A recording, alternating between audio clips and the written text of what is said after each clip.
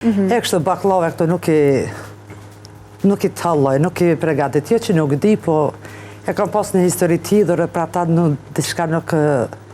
Si talloj baklavat, i marrë gjithë të zonja Hilja. Pra një gjë e ëmbël ju ka lënë një diçka të hidhur.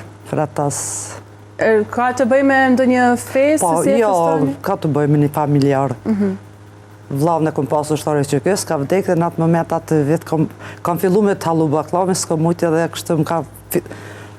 Pak e më ka fiksu, edhe nuk talloj baklava kort që 26 vjetë. Për veti kështë thonë, prej mas luktës po, ka ndryshu shumë. Jo pse jemi largu në atë kuptimin që nuk kemi për shemë afërsi ose dashni, për nështë vetë fakti që për shemë të familja, jemi 5 antar të familjes, gjithë punojnë, gjithë agjerojnë, për shemë vinë një iftar të lodhën, hajnë iftar binë, flejnë edhe pushojnë edhe nuk...